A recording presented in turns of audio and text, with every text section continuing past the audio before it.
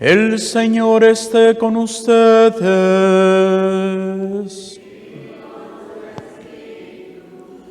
Del Santo Evangelio según San Lucas.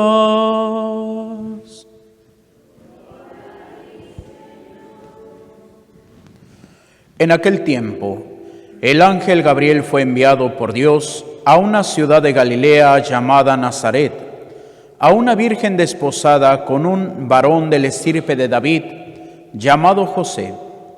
La virgen se llamaba María. Entró el ángel donde ella estaba y le dijo: Alégrate, llena de gracia, el Señor está contigo. Al oír estas palabras, ella se preocupó mucho y se preguntaba qué querría decir semejante saludo. El ángel le dijo: No temas, María, porque has hallado gracia ante Dios. Vas a concebir y a dar a luz un hijo y le pondrás por nombre Jesús.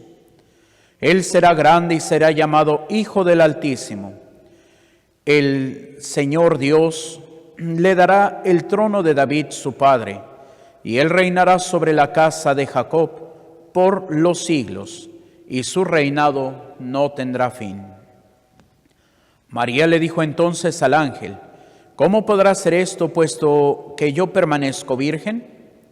El ángel le contestó: El Espíritu Santo descenderá sobre ti, y el poder del Altísimo te cubrirá con su sombra. Por eso, el santo que va a nacer de ti será llamado Hijo de Dios. Ahí tienes a tu parienta Isabel, que a pesar de su vejez ha concebido un hijo, y ya va en el 6º mes la que llamaban estéril, porque no hay nada imposible para Dios. María contestó: Yo soy la esclava del Señor, cúmplase en mí lo que me has dicho. Y el ángel se retiró de su presencia. Palabra del Señor.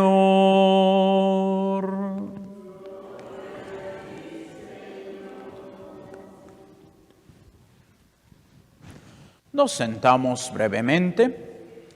Queridos hermanos, el día de hoy estamos celebrando la solemnidad de la Inmaculada Concepción. Y es una solemnidad de apenas hace 2 siglos, siglo y medio aproximadamente, porque es en 1884 cuando se da este dogma de la Inmaculada Concepción. Pero pues ciertamente la Inmaculada Concepción viene ya desde muchísimo tiempo. De hecho, los discursos o los debates eclesiásticos fuertes fueron por allá por 1200 entre pues la escuela franciscana y la escuela dominica. La escuela dominica pues hablaba de que no se necesitaba proclamar el dogma de la Inmaculada Concepción porque pues se veía la mano de Dios. Mientras la escuela franciscana pues decía que sí. Y bueno, pues 2 de los grandes personajes que participaron en estos debates por la escuela dominicana fue precisamente Santo Tomás de Aquino, y por la escuela franciscana pues fue precisamente Duns Scoto, que se le llama el fraile de la Inmaculada. ¿Por qué? Porque él defendió mucho la Inmaculada. Y es aquí donde viene precisamente, ¿qué es como tal el dogma de la Inmaculada Concepción? Pues bueno, que Dios, para dar esa preeminencia al nacimiento de su Hijo, prepara a la Virgen María para que nazca sin la culpa del pecado original, la preserva de ese pecado con el cual todos los demás hemos nacido. Y bueno, al no tener el pecado original, también pues ella no tuvo la concupiscencia. ¿Qué significa esto? Pues dice San Pablo que es la inclinación humana que tenemos al mal. Pero eso no quiere decir que no haya sido tentada. Obviamente, si Cristo mismo fue tentado, también la Virgen María.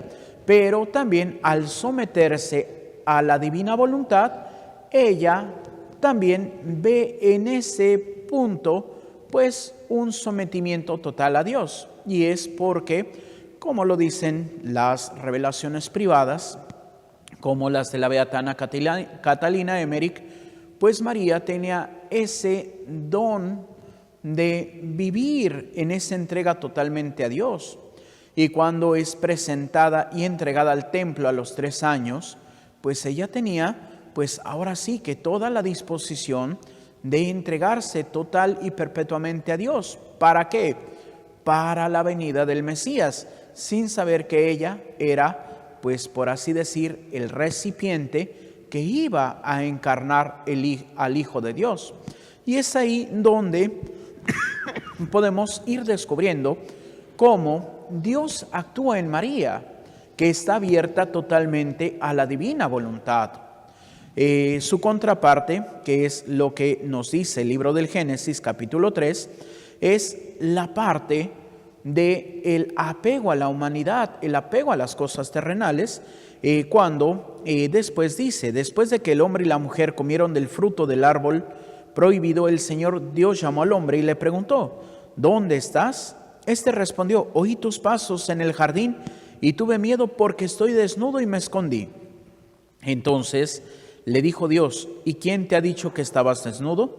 ¿Acaso comiste del árbol del que te prohibí comer? Respondió Adán, la mujer que me diste por compañera me ofreció del fruto del árbol y comí. El Señor Dios le dijo a la mujer, ¿por qué has hecho esto? Repuso la mujer, la serpiente me engañó y comí. Aunque pues este es el pasaje del Génesis, ya en ese juicio, por así decirlo, de parte de Dios. Pero si nos vamos precisamente al momento de la caída, prácticamente iniciando el capítulo 3, viene la serpiente, que era el más astuto de todos los animales del campo que Yahvé Dios había hecho. Y le dijo a la mujer, con que Dios os ha dicho, no comáis de ninguno de los árboles del jardín. Respondió la mujer a la serpiente, podemos comer del fruto de los árboles del jardín, mas del fruto del árbol que está en medio del jardín, ha dicho Dios, no comáis de él, ni lo toquéis, so pena de muerte. Replicó la serpiente a la mujer, de ninguna manera moriréis. Es que Dios sabe muy bien que el día en que comiereis de él, se os abrirán los ojos y seréis como dioses, conocedores del bien y del mal. Y como viese la mujer que el árbol era bueno para comer, apetecible a la vista y de excelente para lograr sabiduría, tomó del fruto y comió, y dio también a su marido, que igualmente comió. Entonces se les abrieron entre ambos los ojos y se dieron cuenta de que estaban desnudos, y cosiendo hojas de higuera se hicieron unos ceñidores. Y bueno, pues ya viene el pasaje del día de hoy, cómo llega precisamente Dios. Y es ahí donde, cuando nosotros queremos ponernos por encima de Dios, es donde pecamos. Decía Santa Teresita del Niño Jesús que la humildad es la llave de todas las virtudes. Por ende, la soberbia es la llave de todos los pecados. Y entre más soberbios somos, más caemos en el pecado. ¿Y cuál es el primer punto o el primer pecado de la soberbia? La egolatría. ¿Por qué? Porque yo me siento más que los demás. Es que yo sé esto, soy mejor que ustedes, es que yo vengo a misa, soy mejor que ustedes, es que yo me siento más digno de Dios, soy el más santo de ustedes. Y eso precisamente se llama soberbia. ¿Por qué? Porque como dice el Señor, ustedes son siervos y siervos inútiles. Cuando hagan algo digan, solamente hice lo que tenía que hacer. ¿Por qué? Porque por dignidad, la única digna de la salvación, la única digna de llamarse verdadera discípula, la única capaz de llamarse la misionera por excelencia, es la Virgen María. ¿Y la Virgen María cómo se considera a sí misma? La esclava. la que está por abajo de todos.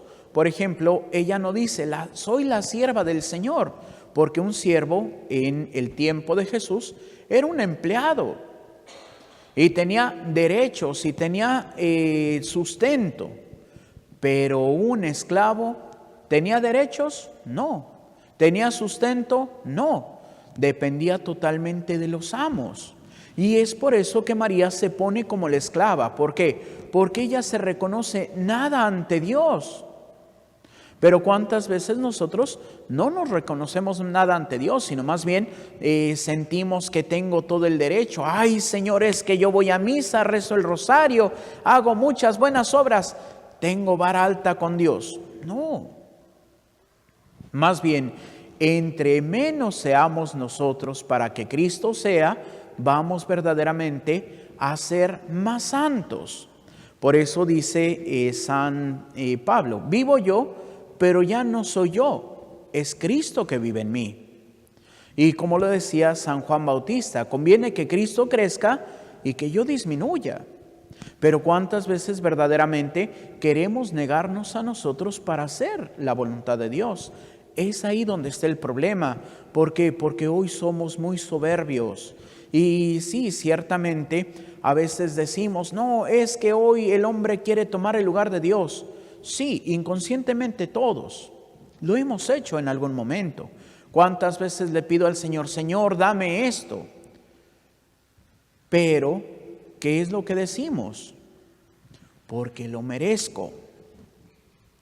Y por merecimiento, no merecemos nada. ¿Por qué? ¿Cuáles son nuestros méritos? Ninguno. ¿Cuántas veces podríamos pensar, ay no, es que el padre fulanito es bien santo, voy a estar con el padre fulanito? No, es que el padre sutanito es bien humilde, voy a estar con el padre sutanito. No, es que el obispo fulanito, ay, él es un camino a la santidad. No. ¿Por qué? Porque el hombre por sí mismo no tiene ninguna gracia. La unidad, la belleza, la bondad y, es uno, bueno, bello y verdadero. Estas 4 características pertenecen a Dios. Y lo podemos descubrir en el pasaje del joven rico, cuando va pues ese joven y se arrodilla ante Jesús y le dice, Maestro bueno, ¿qué debo de hacer para tener en herencia la vida eterna? ¿Qué es lo que le responde Jesús? ¿Por qué me llamas bueno? Nadie es bueno sino solo Dios. Y entonces, si solamente Dios es bueno, ¿cómo yo voy a poder ser bueno? Acercándome más a Dios.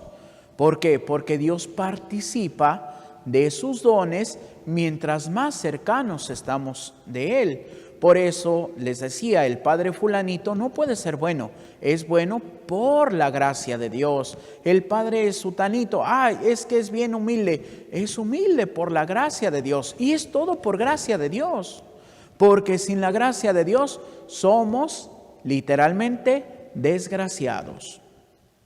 Y es ahí, para poder acercarme a Dios, me tengo que acercar con humildad. Y es donde, pues, cuántas veces no queremos ser humildes, cuántas veces queremos ser reconocidos, cuántas veces queremos sentirme, pues, como el centro de la vida.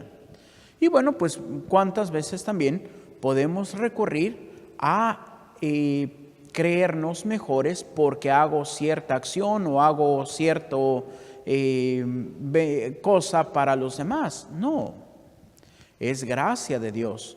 Y también cuántas veces, y es ahí donde está el mayor peligro, por lo que dice el mismo San Pablo, cuántas veces somos capaces de juzgar a los demás. ¿Y por qué digo que es el mayor peligro? Porque San Pablo dice, el que juzga a un hermano se convierte en su juez. Y el único juez es Dios. Por lo tanto, cuando tú juzgas a un hermano, te estás poniendo como ególatra. porque yo soy Dios y yo puedo cambiar. No. Tenemos que, como dice San Pablo, justificar a nuestros hermanos. El mismo Señor, que es el único que puede juzgar, ¿qué es lo que hace en la cruz? ¿Juzgar? No, justifica. ¿Qué es lo que dice? Padre, perdónalos porque no saben lo que hacen. No está diciendo que está bien lo que están haciendo, sino dice, perdónalos. ¿Por qué? Porque les falta el conocimiento. Justifica a quienes lo están matando. Y es ahí donde nosotros hoy tenemos que también aprender a justificar a los demás y a pedir por ellos. Es donde nosotros hoy tenemos que también tratar de descubrir. Y esto porque pues se ha hecho ahora una controversia por pues la reapertura de la Catedral de Notre Dame. Y por ahí decía, no, es que los colores que usaron pues son colores masones, entonces la Iglesia de Francia es masona. Y pues nada más basta ver, y podría preguntarle entre ustedes, ¿alguien trae un rosario misionero? Y alguno podrá decir, sí, padre. Y podría preguntarles, ¿y cuáles son los colores del rosario misionero? Rojo, amarillo, azul, verde y blanco. ¿Y de qué color eran las capas pluviales y las dalmáticas que usaron los obispos y los diáconos? Roja, amarilla, azul, verde y blanco. Y cada color tiene su significado. Por ejemplo, podríamos decir, pues el azul representa Oceanía. ¿Y por qué representa Oceanía? Porque está rodeado del mar. Es un archipiélago, grande pero archipiélago. Asia, amarillo. ¿Por qué es representado con el amarillo? ¿Cómo se le dice a las personas asiáticas? Personas de piel amarilla.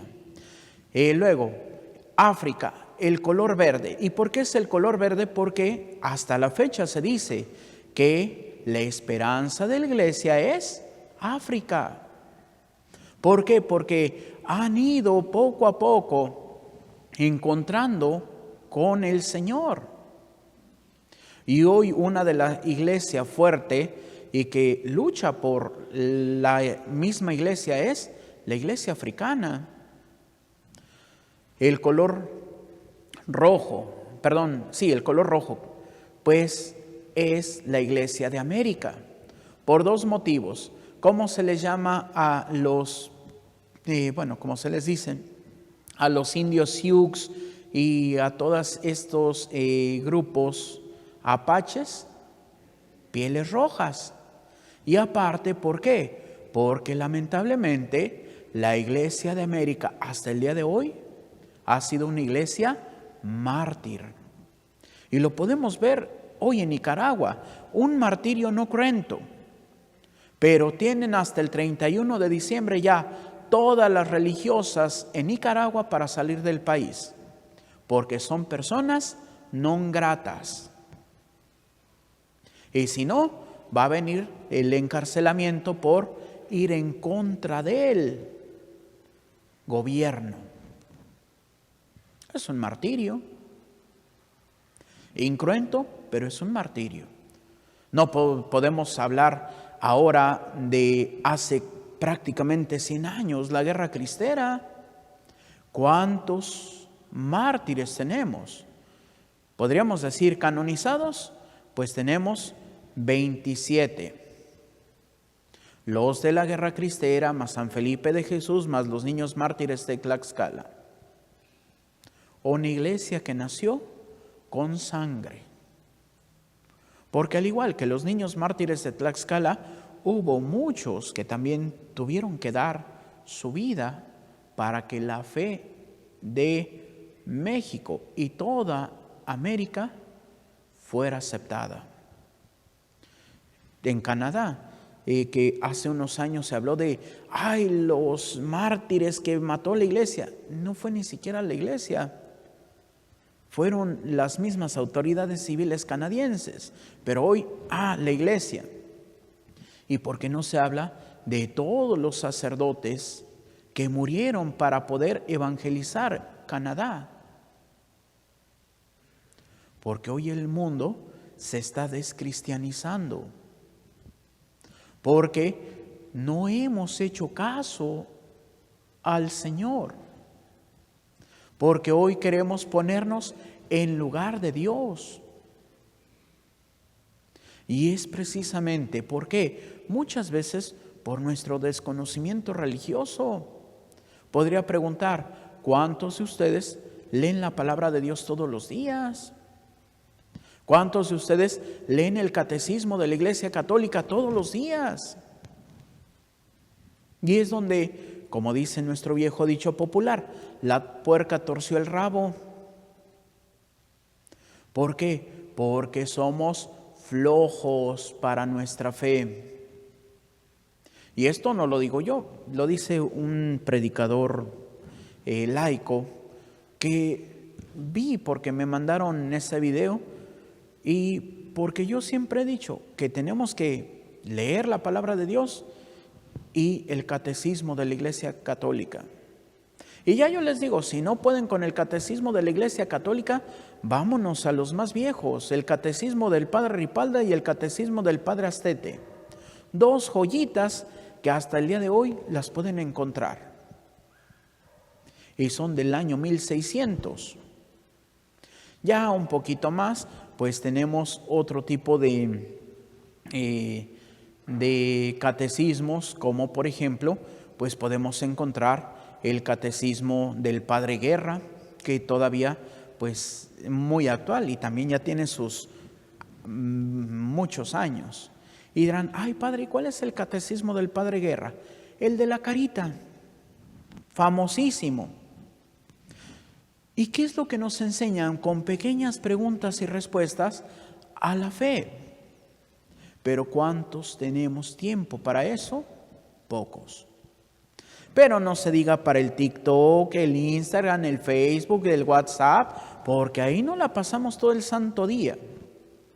Y entonces, ¿cómo voy yo a crecer en la fe? ¿Cómo voy a decir, conozco mi fe? Por eso aquel viejo dicho, católico ignorante, seguro protestante.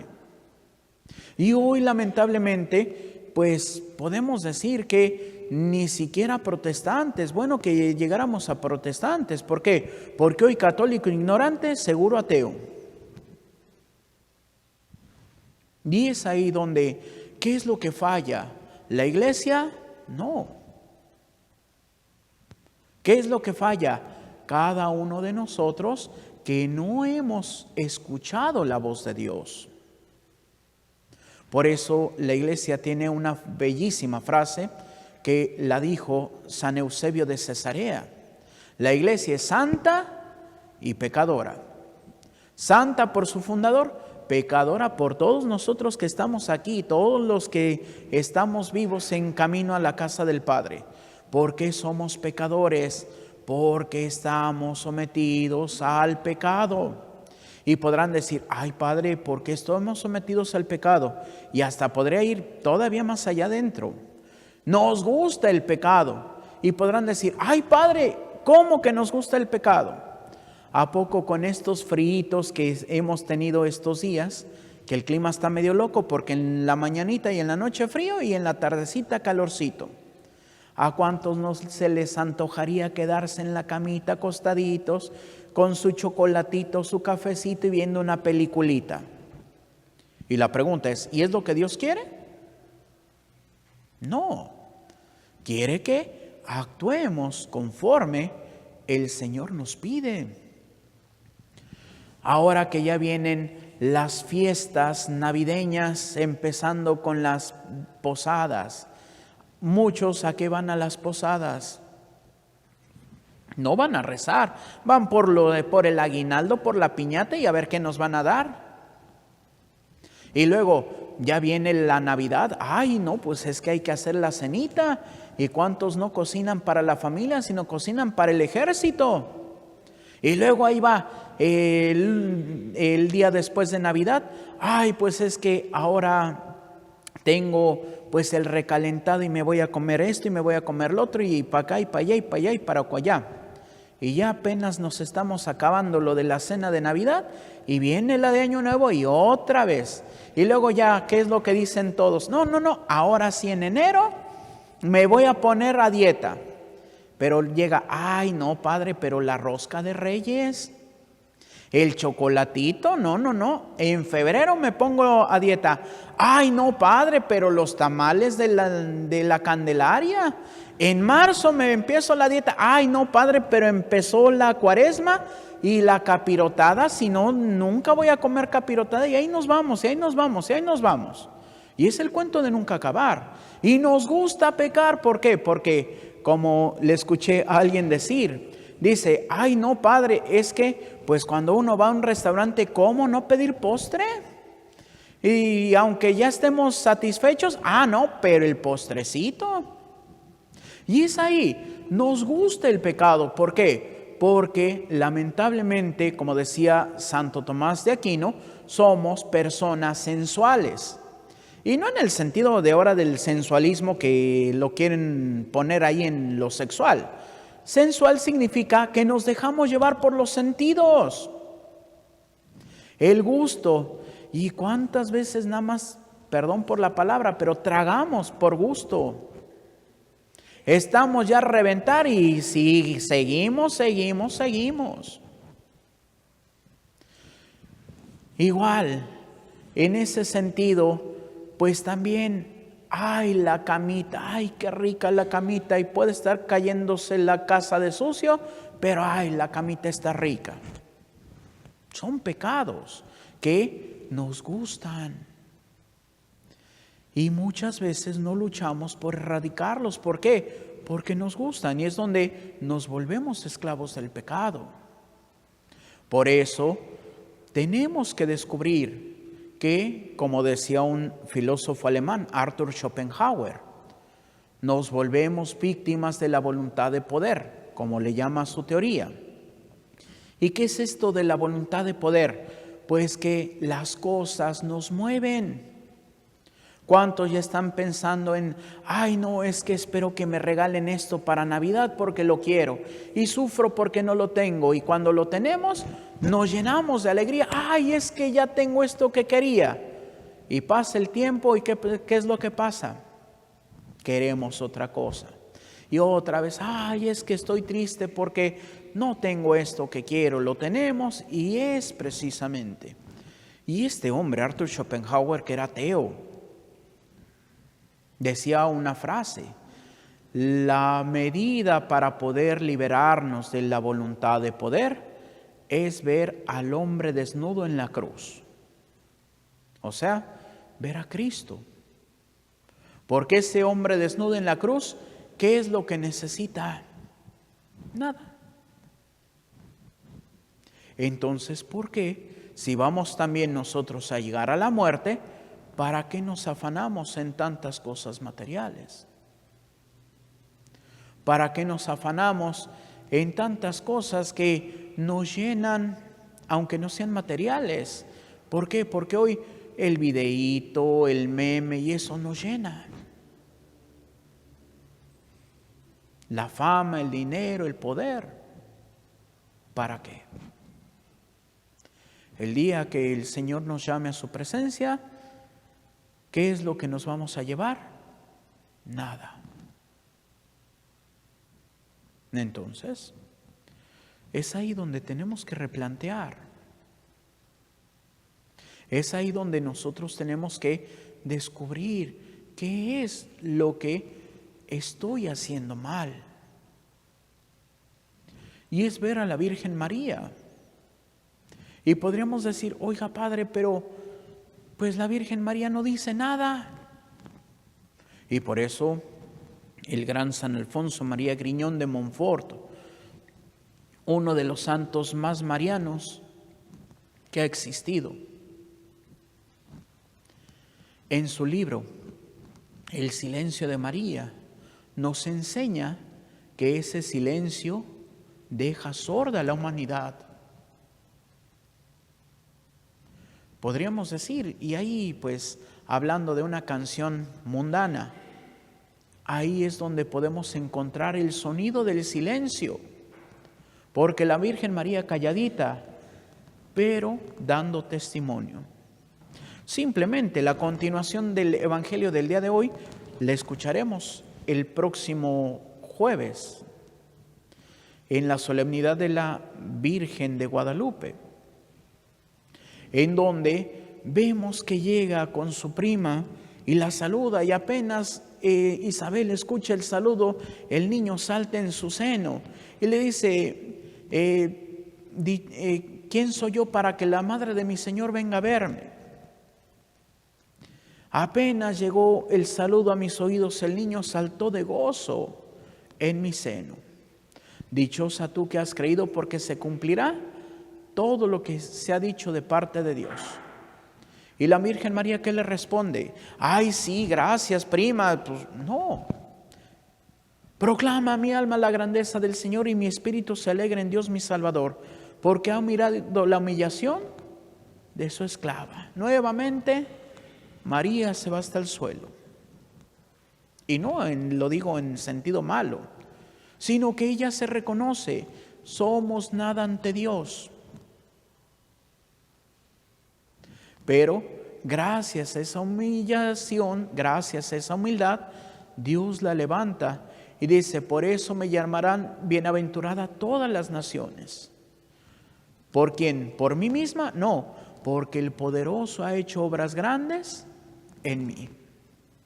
A fin de cuentas, María reconoce que si hoy la honramos es por Dios. María es la mujer que se niega totalmente para hacer la voluntad de Dios. Ella, cuando sale del templo, pues ella no quería ni siquiera salir del templo, quería seguir siendo una sirviente más del templo. Pero el sumo sacerdote tuvo ensueños de que tenía que casarla. Y ya viene la otra tradición, San José. Cuando mandan llamar a todos los hijos de la casa de David, pues resulta que no está San José, y pues está precisamente la profecía de aquel que nace, que florezca el nardo. Y pues muchos jóvenes que querían casarse con María, ¿por qué? Porque casarse con una joven que había estado al servicio del templo era todo un honor. Y pues resulta que no. Y pues el Espíritu le revela al sumo sacerdote de que falta un hijo de la casa de David. Y pues ya empiezan a buscar hasta que dan con José. Que igual José a veces lo pintan viejito, no. Sí era mayor que la Virgen María, pero en torno a 10 años nada más. Así que si María tenía 15 años, 14 en ese tiempo, San José estaba apenas en sus 24 años. Y entonces, pues San José, que había prometido la castidad perfecta, igual para que viniera el Mesías, pues va casi a la fuerza. Y entonces cuando se tiene que desposar, pues agarra la vara más seca que encuentra. ¿Por qué? Porque él no quería casarse. Y anda que los designios del Señor son misteriosos, y la rama seca es la que florece. Y podríamos decir, ¿y qué no lo había dicho ya el profeta Isaías cuando dice que la rama seca del tronco de Jesé brotaría? Y pues José, pues ya acepta. Y cuando pasa esto de la visitación, todavía están desposados. ¿Qué significa estar desposados? Que todavía no estaban casados. Ahora le llamamos, estaban prometidos. Por eso dice que María todavía no había vivido con José. Y entonces pues es cuando el ángel, y pues ella ni tarda ni perezosa, será muy la madre del Señor, pero se va a atender a su prima Isabel. Imagínense una mujer mayor, tirándole ya casi anciana, que esté embarazada. Si para una embarazada joven a veces le cuesta hacer sus labores diarias, imagínense a una anciana. Por eso María va presta. ¿Y va presta a qué? A convertirse en la criada de su prima. A hacer todo lo que la prima no puede hacer. Después de los 3 meses, pues regresa y ya se casa con José. Y se la lleva a vivir ya a su casa. Pero José descubre, no, pues si no hemos vivido juntos, ¿cómo que ella está embarazada?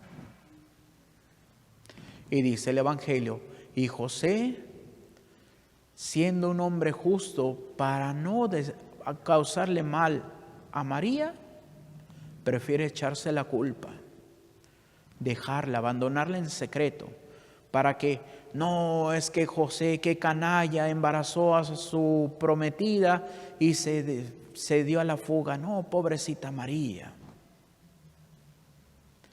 Hasta que el ángel le dice, José, no temas recibir en tu casa a María, porque el niño que se gesta en su vientre es el Hijo del Altísimo. Y de ahí para adelante, José se convierte en el protector de Jesús. Y sufre. Es muy bello leer el pasaje de la llegada a Belén de parte de José. Porque él, pues hijo de la casa de David, teniendo amigos, hermanos en Belén, pensó que iba a ser fácil conseguir alojamiento.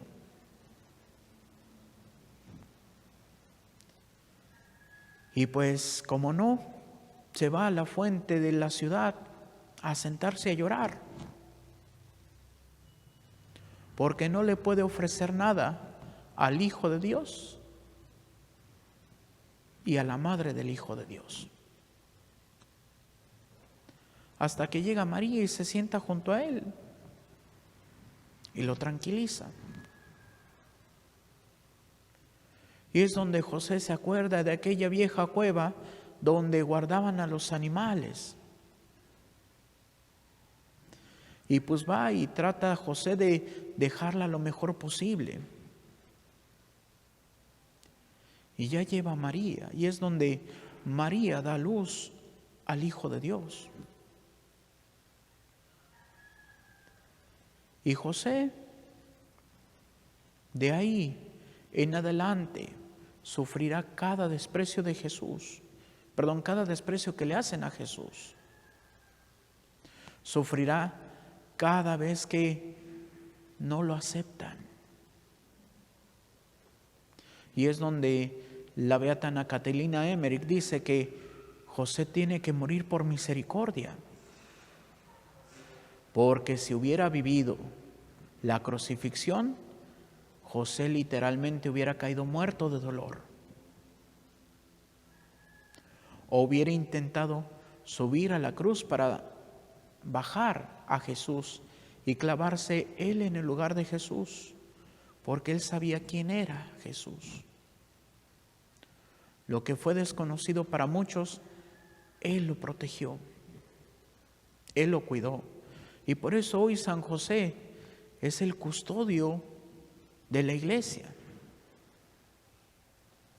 porque él quiere seguir protegiendo al cuerpo místico de Jesús, que es la iglesia. Lamentablemente, ¿cuántos de nosotros, en lugar de tratar de ser el cuerpo místico de Jesús, somos como el cáncer de Jesús? Y dirán, ay Padre, ¿por qué dice que somos el cáncer de Jesús? ¿Qué es el cáncer? Sino células rebeldes que no hacen lo que deberían de hacer. ¿Y qué es lo que hoy hacemos? Somos cristianos rebeldes que no hacemos la voluntad de Dios. ¿Cuál es la solución? Que vivamos la humildad de la Virgen María. Que también cada uno de nosotros nos convirtamos en esos esclavos de Dios. Que cada uno de nosotros renuncie a nuestra voluntad para hacer la divina voluntad. ¿Y eso cuesta? Sí, y cuesta mucho. El negarnos, el dejar que Dios sea en nosotros. Pero si lo logramos, créanme, será el pase directo al cielo. Pero Dios es tan misericordioso que si no lo logramos, Él sigue dándonos oportunidades. Por eso cada vez que pecamos, acudamos al sacramento de la reconciliación. ¿Para qué? Para que limpios de pecado podamos acceder un día a la casa del Padre. Y si morimos y no logramos el objetivo, Dios es misericordioso y nos da un lugar de misericordia que es el purgatorio, para que podamos purgar nuestros delitos, nuestras culpas, nuestros pecados, para que un día podamos acceder al reino de los cielos. Y como se lo dice el Señor a Santa Faustina Kowalska, lo único que Dios quiere es que nosotros digamos que queremos salvarnos, y no solamente de palabra, sino también con nuestras obras. Que a veces podemos fallar, podemos pecar, no nos preocupemos, confiemos en la misericordia de Dios y luchemos día a día para poder vivir en esa gracia, en ese amor, en esa paz, cumpliendo siempre la divina voluntad. Hoy volteemos a ver a nuestra Madre Santísima, aquella que es triunfadora del demonio, es aquella triunfadora de Satanás. Y por eso podemos ver en nuestra corona de Adviento precisamente pues un detalle, posiblemente no se vea muy cercana, pero la Virgen María siempre tiene una serpiente a la cual está pisando, que es Satanás, o un poco más visible, aunque las nochebuenas tapan, pero la Virgen María está parada sobre la media luna negra que representa el mal. Por eso, si nosotros nos acogemos a la Virgen María, como lo dice también San Alfonso María Griñón de Montfort, si nosotros nos sometemos a la Virgen María, ella va a hacer que podamos llegar a la salvación. Ella va a poder darnos esa gracia de no condenarnos, pero tenemos que ser esos hijos santos de la Virgen María. ¿Y cuál es el consejo que nos da la Virgen María? Lo encontramos, las bodas de Caná. ¿Y qué es lo que dice el Señor? ¿Qué es lo que dice la Virgen María en las bodas de Caná? Hagan lo que Él les diga. Hagámosle caso al Señor, que nos dice: el que me ama cumplirá mis mandamientos. Luchemos día en día por cumplir los mandamientos de nuestro Señor. Que así sea, para gloria de Dios Padre, Hijo y Espíritu Santo. Nos ponemos de pie para hacer nuestra profesión de fe. Creo en un solo Dios, Padre Todopoderoso, Creador del cielo y de la tierra, de todo lo visible y lo invisible. Creo en un solo Señor Jesucristo, Hijo único de Dios, nacido del Padre antes de todos los siglos, Dios de Dios, luz de luz, Dios verdadero de Dios verdadero, engendrado, no creado, de la misma naturaleza del Padre, por quien todo fue hecho, que por nosotros los hombres y por nuestra salvación bajó del cielo, y por obra del Espíritu Santo se encarnó de María la Virgen y se hizo hombre. Y por nuestra causa fue crucificado en tiempos de Poncio Pilato, padeció y fue sepultado, y resucitó al tercer día según las Escrituras, y subió al cielo, y está sentado a la derecha del Padre. Y de nuevo vendrá con gloria para juzgar a vivos y muertos, y su reino no tendrá fin. Creo en el Espíritu Santo, Señor y dador de vida, que procede del Padre y del Hijo, que con el Padre y el Hijo recibe una misma adoración y gloria, y que habló por los profetas. Creo en la Iglesia, que es una, santa, católica y apostólica. Confieso que hay un solo bautismo para el perdón de los pecados. Espero la resurrección de los muertos y la vida del mundo futuro. Nos sentamos y continuamos con nuestra celebración.